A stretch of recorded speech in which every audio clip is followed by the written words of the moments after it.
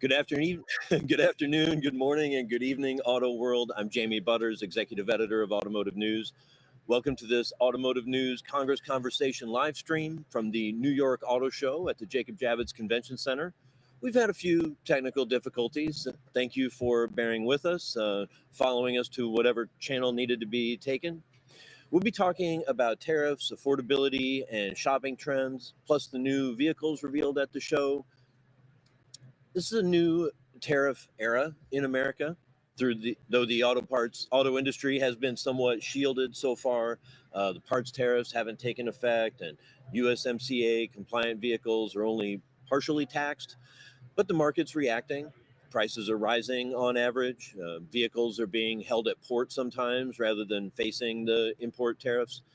Automakers are cutting shifts and scheduling downtime.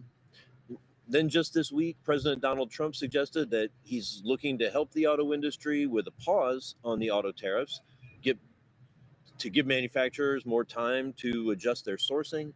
But just yesterday, Swami Kotagiri, CEO of Magna, told me and the other reporters at the Automotive Press Association that it typically takes 2 years from groundbreaking to the start of production, and that's after you find a site and design the factory and get permitted and all that. So kind of really raises the question of whether any manufacturer is going to be able to, even if they want to, be able to make a significant investment as a result of Trump's tariffs.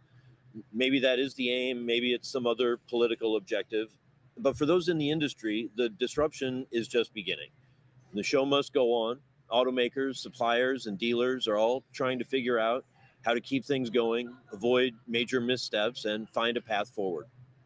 To help us get a handle on where the industry is as of April 16th, 2025, I'm joined today by several special guests. Stephanie Brinley is Associate Director of AutoIntelligence at S&P Global Mobility. Stephanie?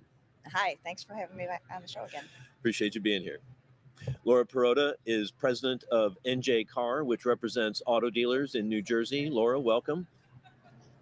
Thank you, Jamie. So glad to be here with you today. Appreciate you sticking with us. And Jennifer Newman is Editor-in-Chief of Cars.com. Hey, Jenny. Hi, thanks for having me. Before we get into all the fun, we need to thank our sponsor, Cars Commerce. Much appreciated for that. We're going to have a great conversation today, and we want you in the audience to be a part of it. Say hi in the chat. Tell us where you are. It's always fun to see the breadth of our audience around the world. Even better, if you have a question, put that in the chat, and we'll do our best to get you an answer. So to start us off, Stephanie, where do we stand with these tariffs? What do we know, and what's still up in the air? What we know is that on May 3rd, we are supposed to have the auto parts tariff start to apply there. The 25% on all imported cars is there. There is supposed to be a mechanism for USMCA compliant vehicles to be tariffed at a level minus US content, but I don't think the process is fully resolved on how to do that. So we're actually hearing a little bit of conflicting information about what's happening at the border and how much is actually being applied or not. But what the Federal Register says and what the White House document says is 25% on all U.S. imported vehicles now, and May 3rd on all parts. So we're looking at a huge impact on the industry. We just, at S&P, we just revised our forecast, putting a lot of the stuff in, and we are looking at our new U.S. light vehicle sales forecast for 2025 is 15.4 million units. Earlier in the year, we were looking at 16.1. So we're taking a lot out of 2025 because the tariffs came into play about a quarter into the year. We actually do expect that 2026, the volume will be a bigger hit compared to what we thought before these assumptions were worked in. So you now are expecting these tariffs to last quite a while. I think at first S&P's general forecast was maybe it would only be a couple of weeks or a month. We looked at some scenarios to begin with. We looked at what happens if it's only a couple of weeks. We looked at a midterm. We looked at a long term. But at this point, we're really looking at a longer term disruption in the situation because tariffs are going to stick around a little bit longer. We do see opportunity for tariffs to maybe pull back from 25% in 26 and maybe in 27. So we expect there to be a little bit of relief, and maybe it's not as bad as it is today. But of course, there's the only constant about this situation is that it's changed every other day or every other week. So there's a little bit of, we just have to go someplace with that. But it's going to have a major impact on production and sales. So, so much that seems unknown and uncertain. Laura, what are you hearing from dealers? Are they anxious about future supply and prices, or just loving the rush of shoppers on the coming into the lots now? Jamie, there's a lot of anxiety, I'd say, right now, just as things are unfolding, and the uncertainty, the day-to-day changes. Everyone's watching every headline. But that being said, they were very happy with how there was an uptick in March, which was good news. Really, really uptick in sales, spilling over into April. Looks like another strong month. Our dealers in New Jersey have roughly 30 to 90 days of inventory on the ground that's tariff free. So if you're interested in buying a new car, now's the time to run out and shop, because beyond that, we just don't know. And a lot of more questions than answers, I would say, unfortunately. But right now, we're staying optimistic that we've weathered a lot of storms in the past. COVID, just the most recent challenge in the pandemic. So we're going to get through this, and we're going to stay positive. Sounds it's all you can do in a lot of ways, isn't it? So we'll see how that, obviously keep an eye on everything. But Jenny, what are you seeing in the data at Cars Commerce at cars.com? So what we're seeing as far as new inventory on cars.com is it is up 9% year over year. That's looking at the quarter, and cars are averaging 78 days on lots. So that's good news. Right? But here's the but. But the prices, they're remaining high. The average new car price is $49,000. It's been that number for about 18 months now. I think what we're all going to be watching, of course, is what happens here in the next month, the next quarter, the next year. What do those new car prices start to do? Do we see them increase as we did with COVID when we had supply issues, right? And one other thing, of course, is to talk about that $49,000, again, I just want to emphasize that new car payments, right? Let's talk about how this actually hits your wallet. So the average is $800 a month. That's a lot of money. It's a lot of money. So it used to be $600 a month. That was pre-pandemic. Now we're at $800. What are we looking at in the future? Just as Laura was saying, it's real hard to predict what the future holds. So especially as everything is changing left and right. One other area I think we should talk about is affordable cars, of course. And those are cars, we define them as $30,000 and less. What we have noticed in the cars.com inventory is those affordable vehicles, those new cars, they make up just 14% of cars.com's inventory. That is down from 38% year over year. So we're seeing a big shift there. One other thing to call out is we think about tariffs of those cars, of those affordable cars, nearly 90% of them are made outside of the US. So it's sorry. I'm sorry to come with like it's a lot. That's a lot, but this is what shoppers are facing right now, and I think it's really important, to Laura's point, that this is the time, if you're thinking about buying a car, this is the time to go and buy a car. Not wait, not hem and haw. It's now. The trend certainly looks like it's going to keep going upward, at least as long as tariffs stay in play. Absolutely, yes. I'm right. None of us have a crystal ball, but it's certainly all the indications are there. And I think, and Laura and Jenny, you can both speak to this as well, but I think that for consumers, it's going to be very difficult to figure out where that price increase has to do with tariffs, what it was really made up of. For the most part, tariff costs are not going to show up as a line item on your Monroney. And unless you were looking at like for like today versus the tariff impacted vehicle, you may not know. As a consumer, you will see the price and change. You will see that your money isn't going to go as far as it did before. But to be able to look at it and say this car costs $2,000 more than last month, that's going to be very difficult for consumers to figure out. So I think part of it is, if you are not going to buy something until June or July or August, and there's the expectation that these cars will be impacted, going back to the sort of the basics of buying what you can afford still is the best strategy. the difficult thing is what you can afford might not be the same thing as what you can afford today. Yeah, no doubt. I'm thinking my mind is spinning. You guys throwing a lot of stuff out. I do wonder, Jenny, you talked about the 90% of the affordable cars with the start with a two in their price, and not 200,000. I'm supposing a lot of those come from Mexico. So at least maybe some of the content might be U.S. Origin. Sure, a lot of them do, but let's think about vehicles like Chevy's Trax. You know, that's built in South Korea. So I think that you know, Americans are going to be learning a lot about where their vehicles are assembled, where they're coming in from, and I think just as we all are, right there are a lot of assumptions that are made as far as the Detroit automakers and where they're making these vehicles, as well as the foreign automakers and where they're building those vehicles. And what everyone's going to be learning real quick is it can go down to the trim level, and something from one automaker might be built, one state over from you, and something from a American automaker may be built in Canada, Mexico, or on the other side of the globe. Stephanie, do you have anything you wanted to add to that? It's a global. She's absolutely right. We do have the exposure from South Korea for General Motors and Hyundai that is affecting sort of those entry level vehicles or more affordable vehicles, Chevrolet Trax and Buick and Vista, and it's those two products have been doing so well for the last couple of years because they came in with high value, great looks, great style, great technology, and they're going to be at risk at that point. Going back to the average monthly payment topping $800, Laura, how much does a number like that hang over dealers, in New Jersey or anywhere around the country? It really does. And that's where having incentives is helpful. If we can keep as many incentives around as long as possible, anything to get people into the showroom and purchasing.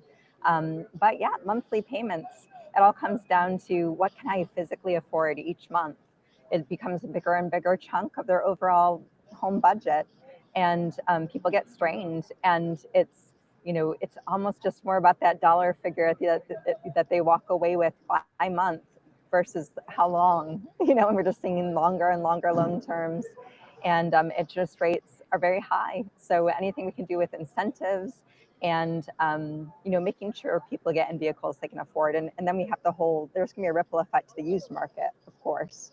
We are going to see higher prices for used vehicles. We have less inventory coming out of COVID and the chip shortage. So we've got a perfect, almost COVID-like storm where we're gonna have higher prices, less inventory down the road, less used inventory, and higher prices on used vehicles. So it's the consumer is going to unfortunately be paying the price here. Yeah, and more and more consumers shopping in that depleted used pool, right? Because the people who are priced out at $800 a month instead of $700 or $600, they're going to be going to used and competing for the few off-lease vehicles that are out there right now. It really is becoming like a vicious cycle.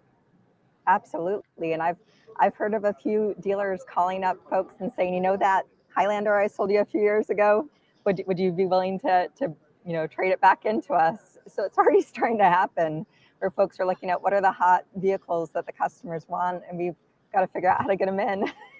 So we're seeing the ramifications already. For sure. Jenny, are you seeing movement in the data, I bet? Oh, we are. So when we look at used car searches on cars.com, they fell 17% year over year. And the sharpest drop was in the $10,000 to $30,000 range. And that's, of course, where the budget shoppers, the first time buyers, that's where they're starting. Now, what I thought was really interesting about that range is that right now, those vehicles carry an average of 82,000 miles on them, and they are an average age of 7.6 years. Let's compare that to the pandemic. What happened before the pandemic? Normal times, right? So 2019, if we look at those numbers, same price range, $10,000 to $30,000. The average mileage, 53,000. The average age, 4.4 years. So shoppers are coming in We know that they're holding onto their cars for longer and longer amounts of time. Part of that is likely the loan periods, right? But as they're holding onto their cars for longer amounts of time, what they're finding when they come back into the market, they're finding it's not nearly as, it's not what it was, right? It's gotten real tough. Yeah, and those do and the payments on used vehicles, right? It used to be kind of $200 was kind of a sweet spot. Now, I mean, like 400 is sort of the bargain price people Yeah. can find. Yeah, right. And so that just, I think for some shoppers, or they're going to have to, it goes back to that budget conversation. What can I really afford? How is this building into my daily life? And how long is that loan? Which again is 84-month loan. That's a real long loan. Well, and those used car, as you pointed out, the mileage is much higher at this point than it had been. If we do have May 3rd auto parts impact, you've got a higher payment for a car with more miles, and you've got more expense in maintaining that vehicle than you did before. So it's really kind of tough all the way around.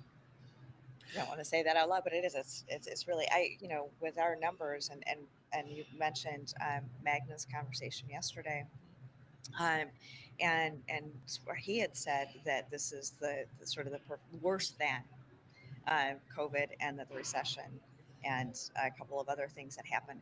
And when those numbers that I talked about, our sales forecast changing, it is the biggest single drop, the third biggest single drop that we've had in the history of our forecast, behind the recession of 2008, 2009, and behind COVID. I'm not sure which one of those was worse, but this is the biggest drop that we've made at one forecast round, and a long, long time. And so we're seeing that it's a huge impact all the way around. Yeah, I want to address that, elaborate a little on it. But first, I do want to remind the audience that you've worked so hard to stick with us. If you have any questions, put them in the chat on whatever platform you're on. The team is keeping an eye out there, and we want to help you get as much value out of this time as you can. But yeah, I mean, comparing to the recent crises, right? It's a lot like the global financial crisis, when there was lending really dried up, and that's not so much happening now. But interest rates are high, and everybody's own ability to purchase is depleted. So that sort of has the demand destruction aspects of it. And then we're expecting to see suppliers suddenly struggle or have a dispute maybe with a customer that can very quickly ripple into assembly plant shutdowns that shut down other parts makers that didn't have any problem with their supply. And so that's the part that's so much like the chip shortage following COVID. So it really is, it's a hard hit at the demand side, and then a challenging turbulence on the supply side. And so it is and like I said, a lot of it's been mitigated so far because the parts tariffs aren't in yet, and we're still acknowledging some of the U.S., Mexico, Canada agreement. So it seems like it could get a lot tougher. It does seem like it could get tougher, and it's scary that it's at this level right now, and where we go to it next, because production is going to go down as well. That's where I was going with this. Also, we're going to see a change in what's available for consumers. So consumer choice is going to change quite a bit too. If we look at this already, we've got Jaguar Land Rover holding some cars at ports and not bringing them in. I think Mitsubishi said that in the last couple of days.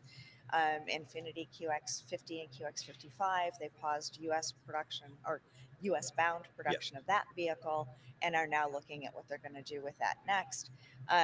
We're going to see more of that happen, and I don't have the crystal ball to say particularly which car is going to be not offered here anymore, but that's going to be one of the challenges. And in some of the cars that are not being offered, in some of the cars where an automaker does say, well, I just am not going to be in that segment anymore, it is not as simple as saying, oh, I'm just going to build it in the United States and then play.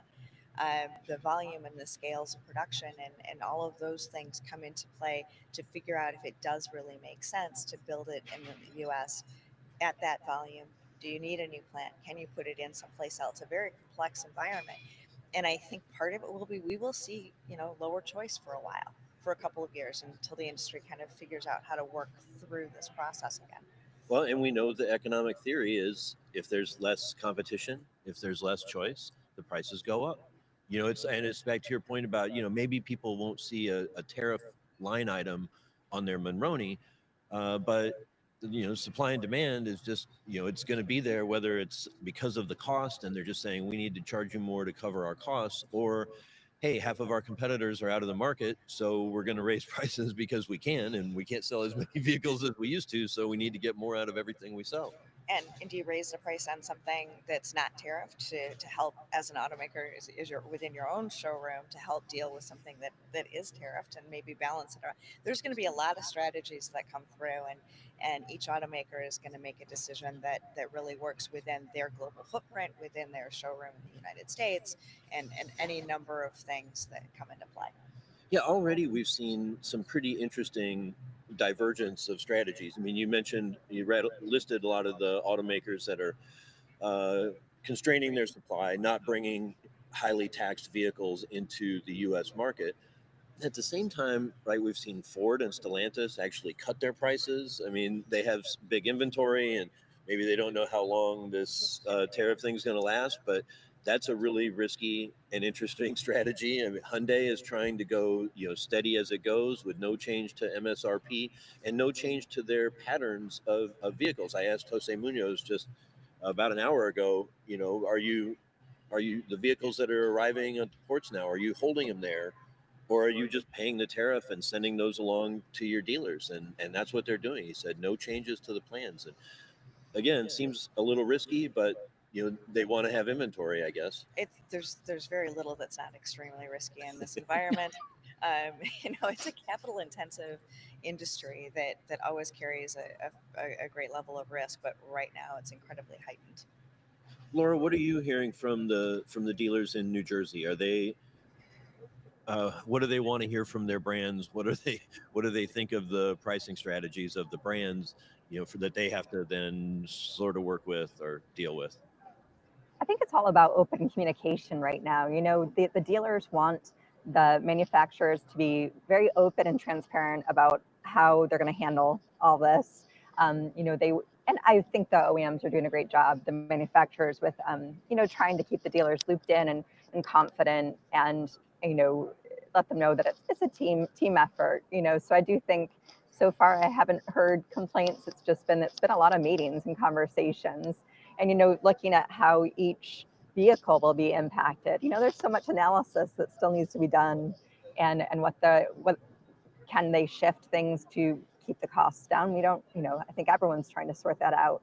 One other factor that I think is very important that we raise is, on top of the tariffs, we have the electric vehicle mandates in about a dozen states that have adapted the California Air Resources Board mandates for electric vehicle sales, and that was already going to be making major changes to the marketplace for all vehicles, because as we know, electric vehicle prices are higher without the incentives, and so it impacts the entire product mix.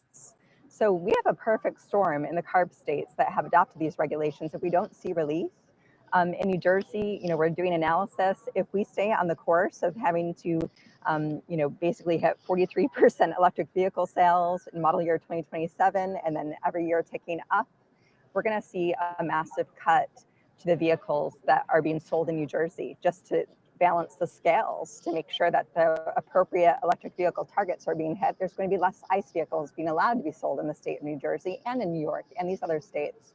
And so when you add that into the mix, and then tariffs on top of that, it's like, how much can the marketplace bear? We need relief. We absolutely need relief on the electric vehicle side, because already there's so much uncertainty with the tariffs on top of that. So it's a very delicate situation right now, and cost and affordability are going to be compromised if we don't get relief on the EV side. What is the approach in New Jersey on the EV side? Are you trying to get the governor to maybe back away from some of the California commitments? Or are you trying to help, members of Congress get the CARB waiver overturned? What's seen as the best approach? Multi-pronged right now. Unfortunately, Governor Murphy isn't going to be backing down, it looks like, from the advanced clean cars regulations. We do have a gubernatorial race this year, so we're very hopeful, regardless of whether it's a Democrat or Republican, that they will see that these targets are impossible to achieve, unfortunately. And it's not that we're anti-EV, it's not that at all. It's just that we need to have common sense and a market-driven approach, because consumers will not allow themselves to be mandated on what they have to buy. So, we're looking at that, hopefully relief in a new gubernatorial administration. And then on top of that, we are hopeful that Congress does pursue repealing through the Congressional Review Act, the CARB waivers, because it's completely unsustainable, the trajectory we're on, and we need relief. And it's just the reality, the consumers aren't there yet. Only roughly, 25% interest in buying an EV right now, and to get to 43% model year 2027 is just an impossibility, no matter what kind of incentives you have, whether they're federal or state. And also New Jersey pulled back on some of our state incentives on top of everything else. And they put an EV fee in place, an EV registration fee, cut the state incentive in half from $4,000 on the hood to $2,000 on the hood. We have a perfect storm of affordability challenges and compromised choice coming at us. We had a question from the audience. Glenn Stevens asked on Facebook, how rough is this going to be on the EV market, meaning tariffs? Have you looked at how the tariffs hit the EV segment more so or differently than ICE vehicles? We're still at a top line and haven't dove into that particular thing, but the risk that I see is the import is on any vehicle, regardless of whether it's ICE or BEV. So there is not a distinction at that high level, whether it's ICE or BEV, but BEV is inherently a little bit more expensive. When the parts and components issue comes into play, that can be an issue depending on where that battery is being pulled from. If it's being built in the United States or if it's being imported, then that's a really expensive part to have to tariff. So I think that there are going to end up being some elements where EVs are just more expensive, and that's going to make it harder. And I think we might see, when you get into parts and components, we might see that they might end up being indexing a little bit high just because of the supply chain surrounding them. But in terms of just the bottom line is the tariff is the tariff. It does not matter what the propulsion system is. The reality is it's going to do absolutely nothing for helping make EVs become closer to ICE, and that it's not going to alleviate the fact that the EVs are more expensive. So when it comes to EVs, what's been interesting is, since the new administration has come into office, we have noticed a marked increase in traffic to a lot of our EV content. And in fact, as I think some of us in the industry know, honestly, the place to get a good deal there for a while was on the leasing side for new EVs. Some of the names that we know. In fact, we're in the Hyundai booth right now. The Ioniq 5 had a really great deal on it. It was incredible, right? We saw some really good incentives. Now those are starting to dry up. But what we're seeing on cars.com is that EVs, they are spending less time on dealer lots than they were previously. We averaged 82 days in Q1, down from 90 days a year ago. So we are seeing, I do wonder if maybe just like shoppers are motivated right now to go buy, if those people who have been toying with the idea of an EV, if perhaps they're moving forward while the incentive, that especially that federal incentive, still is available to them. Yeah, I think that we're probably seeing a little bit of that too. But and then if you think about an EV buyer being a little bit more of an early adopter, because we are not in the mainstream buyer of EVs yet, so they're doing a little bit more research inherently, and they're most likely aware that there's a risk for those incentives to go away. And I'm sure, yeah, if you were thinking about an EV in September, just go now. There's really no other way to put that, because we don't know exactly when. Talk about the uncertainty in this whole scenario. Yes, the presidential administration has been very clear that they're going to take the incentive away. They've been very clear that they're going to pull back on some of the IRA and the Build Back Better infrastructure support. Yet it hasn't happened. The CARB waiver hasn't been pulled yet. So there's a lot to be done, and the direction was very, very clear. But it hasn't happened, and so you really are left not knowing exactly when it's going to happen. The other thing I would throw in the mix on the EVs, there are still some new models coming out, Yes, which can drive demand. But I think we're almost everybody sees a greater risk of recession in 2025 than we thought 6 months ago or 3 months ago even. And if there is a recession, that's going to make those more expensive EVs harder to sell. So at least that's the theory. It's theory. The other half of that is if the automakers can convince owners that they really are lower cost of ownership, there may be an opportunity there to support that. But yeah, there's definitely a risk. Anything expensive is a risk, right? The more that people don't, when your buying power is reduced, then the more expensive it is, the harder it's going to be. So we're almost out of time. Of course, we got a late start, but we wanted to give you a full show. We're not all the way done yet, though. So if you've got more questions, keep them coming. I want to make sure to let you all know about an important event we have coming up. You won't want to miss the 2025 Automotive News Congress, where you'll hear more great conversations like this one. We have confirmed keynote speakers, including General Motors CEO Mary Barra and Hyundai Motor Group Executive Chair Yusen Chung. You can buy your tickets at autonewsevents.com. All right, so I think we still have a couple of questions left in the queue. If Steph, Laura, Jenny, can you all stick around even just a little bit longer? Sure. Appreciate all your patience. So we had a question here from the audience. It's a little, I'll just read it. With the tariff increase, will price increases be mandated? No. They can just eat the cost, right? They can just eat the cost. The automakers and the suppliers can do that. But if you think about an EBIT adjusted margin on a business that being, if we're lucky, it's 8%. Mm-hmm. Premiums marks are a little bit higher than that, but and you've got an increase in your cost structure of 25%. Eating it all means no profitability. It's really hard to understand where an automaker is going to be profitable by eating all of that. Yeah. Suppliers are in a much more difficult scenario. They're tighter in margins, and they've been working. They actually had a lot more impact in the last few years in terms of performance and revenue and stuff than automakers did. So they were already tight coming in. It's not mandated. It's hard to understand how some of these companies can be profitable without sharing some of it, and how much they share is really going to come down to each individual company and model lines and trim levels. Jenny, Laura, anything you want to add on that, or back Steph's answer? Right. I think all the consumers, that's the question we're getting a lot is, can you tell me exactly how much this vehicle I'm considering is going to go up? And the answer is no. The automakers' plans are clearly nimble.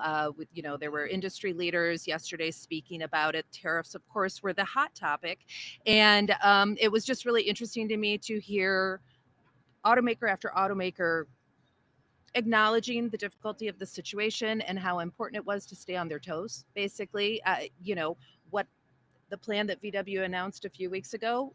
What is going to happen April 22nd? Are we going to see a line item, or will they change their mind, right? Well, collectively, and go with another approach, right? As they're starting to see what other automakers are doing. So, unfortunately for consumers, it's going to be something where they're going to really need to stay engaged, just as we all are, to make sure that they're up to date on what is happening with these prices.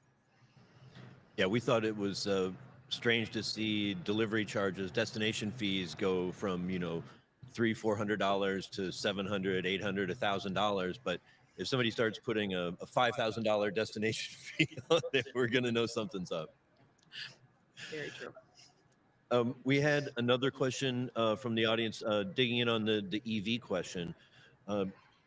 David asked, is the high depreciation on new EVs, as much as 50% in a couple of years, going to continue, or will that eventually soften out? It just makes buying a new EV that much harder to justify. Instinctively, it'll even out as we get more and as we get different interests. But honestly, that is not something I track as closely. I see that it exists, but it'll be interesting thing to see how tariffs impact residuals, because It's an artificial price increase. how is that going to translate into residuals when you're paying extra money, but the car in and of itself isn't functionally worth any more than it was, except that it is because you really can't get it at that other price. And so, yeah, the residual research right now is going to be an interesting part of that as well. And that'll play into leasing. How does that affect leasing? Leasing is very, very dependent on what the residual is. And if you don't know what the residual is, or how do you come up with that in a tariff situation when you've got a cost that again is not market driven, that is that is artificial. Jenny or Laura, anything you want to add on that? You know, honestly, I would say for shoppers, if you're thinking about an EV, perhaps consider used. You know, that might actually be one of the secrets right now, is that is where you can find perhaps some more affordable vehicles, and fully want to acknowledge that you want to consider, how the heck am I charging this at home? Because really you need to charge it at home to make this convenient and work for you. So there is sort of that extra step, but that's always been part of that EV consideration set. And one thing we have not talked about Tesla, and I'll just drop this nugget and walk away real quick, but what we're noticing on cars.com is prices for used Teslas fell 8% year over year. So, you know, that their lineup it's older, right? They're starting to make changes to the 3 to the Y. But, you know, that's certainly an area to consider. We'll leave it at that. No, that's an interesting point. I'm glad you brought up Tesla. I was actually going to say, I mean, I do think there's some technological risk, right? If somebody in 4 or 5 years perfects a solid state battery, it might make the lithium ion cars less coveted. But I would want to reassure David, I mean, if you've seen a 50% depreciation, it's because Tesla slashed their prices 2 years ago, right? I mean, taking the Model Y from a $65,000 car to a $45,000 car just devastated everybody's, the value of the car that was sitting in their driveway, especially if it was an EV. So I don't think we'll see that again. I guess something like it could happen one more time in history, but it seems pretty unlikely. That was, they have the biggest player in the segment, slash their prices dramatically worldwide on what's now the highest selling car in the world. It's hard to think we're going to see that again. That would be my hopeful thought.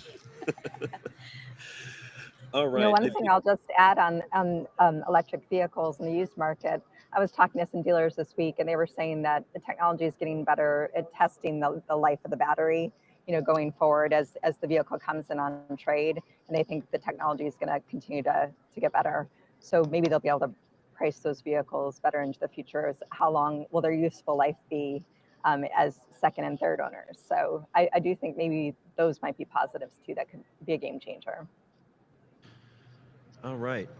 So we should probably wrap this up here pretty soon. I guess we are at an auto show. Has anybody seen any cars? Are there any cars we want to talk about? I mean, we're sitting here at Hyundai. They revealed the new Palisade, which is a pretty big deal. It is a big deal. Of course, it's going to be imported from Ulsan. So it's one of the more expensive Hyundais, and it's going to have an extra 10,000 or more in cost. Stick with the car. Okay, cars. Very cool car. It looks nice. It looks terrific. It looks terrific, and it's going to have a hybrid this time around as well. So we do see the powertrain advancement in that vehicle, which I think it was ready for. Yeah. They came to market with Palisade and got the package right first, and with this generation have come back with the powertrain that it needs. Yeah. Now they're back to having a large vehicle, and they can sell a gas and a hybrid, and they've got the Ioniq 9 to sell an EV, made in America EV. What about the Subaru? The Subaru we have with the Solterra took a facelift. Oh, that's right. With Toyota BZ4X as well, and there's a new Subaru coming at the end of the year, and it is the Trail Seeker. Yes.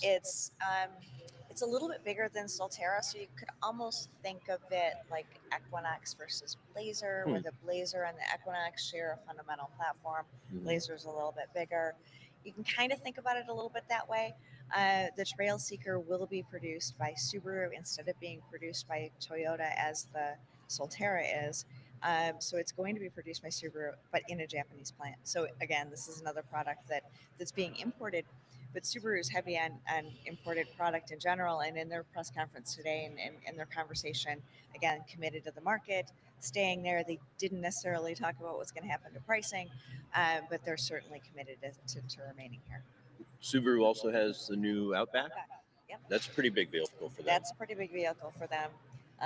30 years since its first introduction. This one gets much beefier, and they didn't talk about the powertrain.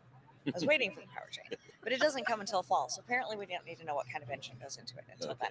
They didn't get really deep into that. Okay. But it looks great. It leans really into the outdoor marketing, the outdoor lifestyle sort of trend that SUVs have right now.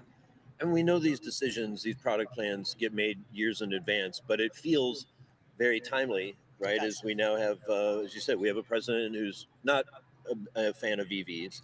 And so here we have some big family hauling, probably gas powered, vehicles that are ready to come to market. We didn't get to Kia yet. So we've got Hyundai Kia, Palisade with electrified, and we've got Kia with a couple of products.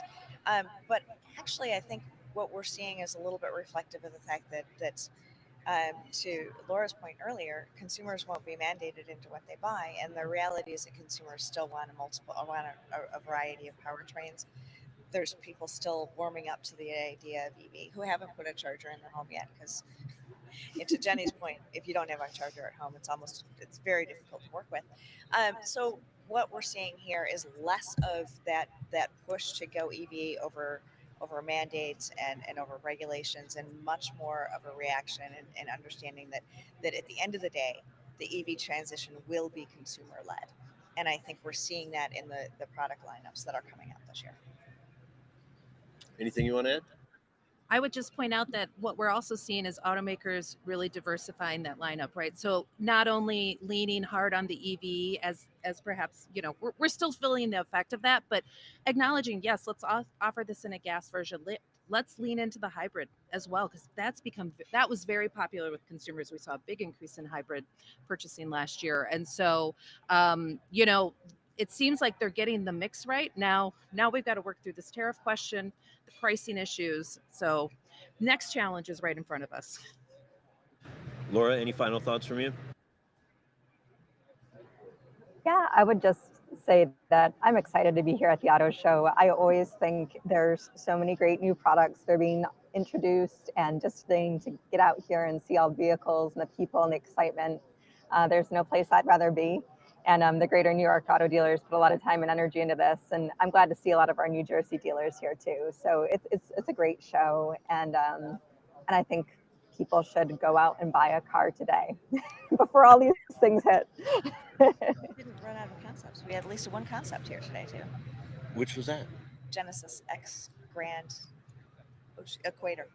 X Grand Equator. Right, and separate from the so-called concepts that I saw in Seoul a couple weeks ago. Yes, which are very production-ready concepts. Yeah, separate from that, this was a new one. The new one, yeah. And it was interesting because the reveal last night, and it is over next to us on the show floor too. But the Equator name, like you're spelled like equator, so I'm thinking, okay, what does it have to do with this? No, apparently this is a name of an Arabian horse. Okay. So I was like, okay, that's kind of a really different, not entirely, but a different way for them to pull that through together. But anyway, off-road oriented EV looks really cool over there, and it's nice to make sure that we have at least one or two concept cars on an auto show floor. How about that? Concept cars, EVs, hybrids, gas-powered SUV-looking things. It's got a little bit of everything. This is great. All right, well, that's going to do it for today. Thanks again to our sponsor, Cars Commerce. Thanks to our Congress Conversations production team, Rudy Shork, Kellen Walker, Tiara Riddick, Terry Kozdrasky, and Tom Carl. Special thank you to our guests, Laura, Jenny, and Steph. Great to have you all here. And thanks, everybody, for watching. It's been great. We'll see you next time.